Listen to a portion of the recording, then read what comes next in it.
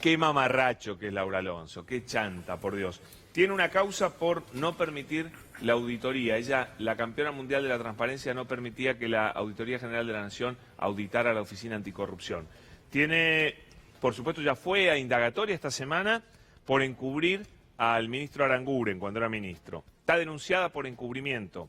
Está denunciada por no querellar, lo que confesaba ella misma, a funcionarios de este gobierno. Y está denunciada también por malversación de fondos. Laura Alonso, entre otras cosas. Bueno, ya tengo a los invitados aquí, ya estamos en la mesa y vamos a hablar de varios temas. Con Carlos Castañeto vamos a hablar, por supuesto, del Congreso que viene, van a tener bastante trabajo. Y también está con nosotros Nahuel Sosa, es politólogo. Me preocupa mucho el armado del gabinete de Alberto Fernández. Y con Sergio Zuluaga vamos a repasar algunos de los temas económicos bien pesados que tenemos por delante. Quiero empezar, Carlos, con una reflexión sobre lo que estábamos viendo, lo que yo contaba. No, la verdad que, bueno, buenas noches. Buenas noches, diputado. Viendo cada una de las acciones del gobierno y cuando hablaban de institucionalidad y de república, estuvieron muy lejos a la altura de las circunstancias. Laura Alonso, cuando fue diputada, imputaba constantemente y ahora cuando tuvo que cumplir un cargo, primero que le modificaron la norma para que pueda cumplir el cargo. Así ocurrió, así ocurre con muchas frases, ¿no? Conflicto de intereses. ¿Qué es? Yo siempre digo que el conflicto de intereses, en lugar de darse la mano del otro lado, se da la mano del mismo lugar demostrador. Sí. Porque yo nunca vi que Aranguren presente la renuncia a las acciones de Shell. Sí. Creo que muchos funcionarios que han pasado por este gobierno vinieron a cumplir con sus dueños, como fue en su momento el pago a los fondos buitres, que se le pagó 14.500 millones de dólares, a menos del 3% a Paul Singer, y Prat Gay se fue. Después Regazón hizo lo mismo con el PAMI, que le sacó los subsidios a los jubilados y se fue. Digo, me parece que fue un gobierno que faltó totalmente a la verdad y a su vez no ha respetado a los poderes legislativos y judicial, y también por DNU ha decretado un montón de cosas que ha violado constantemente la Constitución. Por ejemplo, le doy un ejemplo, Lotería Nacional. Lotería Nacional por un DNU pasó del gobierno nacional al gobierno de la ciudad, y la Constitución expresa que cada provincia tiene que tener una lotería. El gobierno de la ciudad no es una provincia, por ende tiene un instituto del juego. Por ende había un acuerdo de un porcentaje para el gobierno de la ciudad que Lotería Nacional se lo otorgaba. Ahora, de un plumazo, desapareció Lotería Nacional. Así como tantos DNU que todavía no pudimos tratar dentro del recinto, que es lo que viene en el futuro. ¿Por qué no se reúne la comisión? No, la comisión se reunió, pero el oficialismo no nos daba el quórum para debatir, claro. Por ejemplo, el DNU que pueden descontar hasta el 100% de los sueldos. Bueno, ¿qué va a pasar? Sé que ayer Sergio Massa estuvo reunido con Máximo Kirchner y estuvieron hablando por teléfono los dos, Sergio Massa y Máximo Kirchner, con Cristina Kirchner, cerrando un poquito el acuerdo para ver qué días sesionan de acá a fin de año y cuál es la agenda. Primero tenemos que ver qué va a pasar con el presupuesto, qué decisión política hay con respecto al presupuesto de 2020. Si se prorroga el de este año, claro, 1 o 2 meses, porque la idea de la modificación, como lo está expresando Alberto Fernández, de crear nuevos ministerios o cambiar secretarías... ¿Eso se hace por la ley de presupuesto? Claro, porque si no estamos aprobando un presupuesto donde las partidas presupuestarias... Hoy doy un ejemplo. Hoy el Ministerio de Desarrollo Social tiene adentro una secretaría que es Salud, sí, y la otra que es el ANSES. Supongamos que Salud vuelva a ser ministerio y el ANSES vuelva al lugar de origen, de donde tiene que estar. Está aprobando un presupuesto donde no se va a poder ejecutar porque esas partidas tienen que ir a otro nomenclador. ¿Y eso tiene que hacerse en diciembre? En diciembre, por eso hay que cambiar o la ley de ministerios o un decreto del nuevo presidente generando nuevos ministerios, sacando otros y adecuar todas las partidas presupuestarias a ese DNU. Entonces, claro, en consecuencia, yo considero que en estos tiempos que nos quedan, porque van a tener que venir los ministros a exponer, o tenemos que trabajar, que con todo gusto, trabajar diciembre y enero y prorrogar 1 mes el presupuesto para que se pueda empezar el nuevo gobierno con las condiciones que debe aplicar las políticas que quiere el nuevo presidente. Clarísimo. Le voy a preguntar a Nahuel qué opina de lo que está pasando, tironeos por el armado del gabinete, esto de demorar los nombramientos, tiene una ventaja que no desgastás a la gente, pero por otro lado te instalan personas, te los bajan, después viene que lo vetó Pirulo, que lo vetó ella, que lo vetó él, que lo están dejando sin nada uno u otro. ¿Qué es realmente lo que está pasando en realidad? No, me parece que es prudente y es responsable esto del 6 de diciembre recién anunciar el gabinete o parte del gabinete, por lo menos las primeras líneas. Me parece también que vamos a ir a un gabinete muy pedagógico. Con esto lo que te quiero decir, Pablo, es pedagógico en el sentido de que me parece que se viene una etapa política en la cual, con los más de 5 millones de pobres que deja el oficialismo actual, va a ser un gabinete que va a tener que explicar mucho, en el sentido de que pensar al gobierno más allá del gobierno. ¿Qué significa esto de pensar al gobierno más allá del gobierno? Es cómo pensamos en un nuevo proceso político en el cual la sociedad civil pueda ser parte de ese gobierno, se sienta protagonista. Me parece que esto es importante porque hay algo que capaz es muy desde el plano simbólico, que nosotros denominamos de las ciencias sociales, que son los hitos de ciudadanía. ¿Qué significa esto?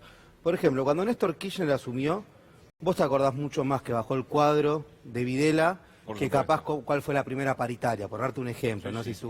Entonces me parece que Alberto también, ahí a lo que hay que decir, bueno, ¿cuáles son los hitos de Alberto Fernández y este nuevo proceso político? Y me parece que hay algunos indicios. Me parece que la foto de Alberto con Brian Gallo, ¿te acordás? Sí, sí. Que era el chico que había sido presidente de mesa, que lo habían discriminado por la gorrita.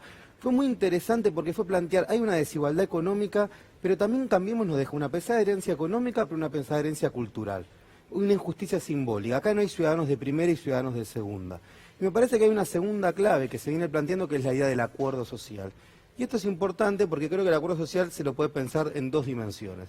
Una primera dimensión tiene que ver con la parte económica, me parece que el hambre se ha fijado como prioridad, con la idea de salarios y precios, pero una segunda parte, que es pensar el acuerdo social más allá de los salarios y precios, sino pensar un acuerdo social que pueda dar cuenta de los nuevos emergentes.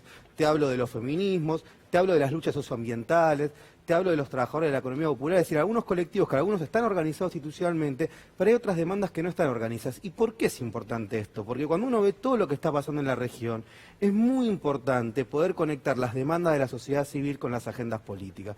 Me parece que se va a pensar un gabinete más allá de los nombres y de las personas que pueda resolver en la urgencia, pero que también pueda tener una perspectiva en mediano plazo. Bueno, ahí la economía va a jugar un papel fundamental. Sergio Zuluaga, ustedes acaban de presentar un informe sobre el tema deuda, ¿no es cierto? Sí, exactamente, sí. Justamente ayer publicamos el último informe del Observatorio de Políticas Públicas de la Universidad de Avellaneda, analizando un poco los vencimientos de deuda que va a tener el próximo gobierno, que la verdad que son muy preocupantes, porque unos números para mencionarte, 45.000 millones de dólares son los vencimientos que van a haber entre enero y junio solamente del año próximo. De deuda privada, nada que ver con el fondo. El fondo es bastante... No, también de deuda con el fondo. O sea, ¿sí? Deuda con el fondo, deuda con privados y deuda intrasector público, 45.000 millones de dólares, pero solamente entre enero y junio del año que viene. En total... No, pesos. De dólares. 45.000 millones de dólares. Ah, la pelotita. Sí, por eso decía que era preocupante. Entre 2020 y 2023, 200.000 millones de dólares. ¿Y eso cómo lo vamos a hacer para pagar? Eso, bueno, ya se está hablando y en ese sentido hay consenso de que no se puede pagar. Justamente por eso creo que el gobierno que viene va a tener que tener una fuerte voluntad para negociar con esos acreedores y decir, no podemos darle prioridad al tema de la deuda por encima del resto de los argentinos, vamos a tener que negociar intereses, capitales y reperfilar, como dirían algunos autoridades del gobierno actual, sí, seguramente el tema de la deuda, para darle prioridad a lo que tenemos que darle, que es al tema de los trabajadores, de la clase media, de la clase baja, y así poder volver a la senda del crecimiento económico. Pero sin negociar esta deuda, no, la verdad que se viene un panorama oscuro. Complicado, por eso Sí. va a ser un gobierno que, dice bien Nahuel, busca algunos hitos políticos, son fundamentales, pero si no le encuentra la vuelta al tema económico, va a ser muy difícil, ¿no es cierto? Carlos, ustedes son conscientes, es más, hay muchos que creen que vos también podés llegar a integrar el gobierno, pero bueno, no te voy a preguntar más nada de eso porque me vas a decir que no. Si no son otros nombres más. No, por eso, no hay que instalar más nombres, no instalemos más nombres. Pero son conscientes de esto, que lo económico va a ser definitorio, en el arranque además. Sí, realmente, como decía bien él, la situación que nos deja este gobierno económicamente, socialmente y en todos los sectores, porque no hay un sector que, como decía muy bien el compañero acá, que esté mejor, está empeorado. Si vos hablas y mirás cada uno de los ministerios o las políticas de cada uno de los ministerios, las destruyeron. Pero como dice bien Alberto, hay que empezar a caminar la economía. Vos no podés pagar si no generás recursos. Y acá hay un rol importante entre todos los sectores. Me parece que Alberto Fernández desde las PASO está haciendo un trabajo muy serio, muy responsable con todos los sectores, con la Unión Industrial, con la CGT, con la economía popular, con distintos sectores, porque me parece que es un desafío de todos los argentinos y todas las argentinas, pero sobre todo con un gobierno que tiene mucha conciencia de lo que tomamos. Porque la situación, la situación, Pablo, perdóname, yo creo que es más compleja que en el 2002. ¿Por qué? Porque primero que la deuda es mucho más grande. Segundo que la Argentina de los 90 hasta el 2002 venía en una degradación de derechos muy grande, entonces había generación tras generación que no había visto a sus padres trabajar. En cambio ahora la memoria está fresca y en 4 años parece que no pasó nada y pasó tanto. Entonces hay una ansiedad en la población que Alberto la está expresando muy bien, diciendo que tenemos que ir con paso firme y seguro y poniendo a la ciudadanía sobre los intereses de la deuda y sobre todas las cosas, sin desconocer el pago de la deuda. Ahora bien, si nosotros ya que hablamos de las leyes, cuando nosotros aprobamos el presupuesto no aprobamos este endeudamiento. Tampoco aprobamos y llegó al Congreso el préstamo con el Fondo Monetario Internacional. Entonces, bueno, yo creo que tendrán que dar sus explicaciones en su debido tiempo aquellos que adquirieron la deuda o, como vos dijiste anteriormente, que han jugado con algunos compañeros de la gestión anterior que con el juego político que han involucrado a un sector minúsculo de la justicia, que entre paréntesis hoy el fiscal que declaró ya pidió la jubilación para el mes de febrero. Sí, no le queda mucho otro camino, ¿no? Mientras tanto, Nahuel, hoy se habló mucho de la interna, de cuánto pesa Cristina, cuánto pesa Alberto, cuánto le toca a Sergio Massa y demás. Que es importante eso, logrará este peronismo mantener esta síntesis que ha logrado de un peronismo diverso, de una coalición donde hay un montón de sectores, logrará mantenerse cohesionado, que no haya estas discusiones que bueno son tan aprovechadas por la oposición y por los medios que están en contra del futuro gobierno. ¿Lo logrará? Yo creo que sí.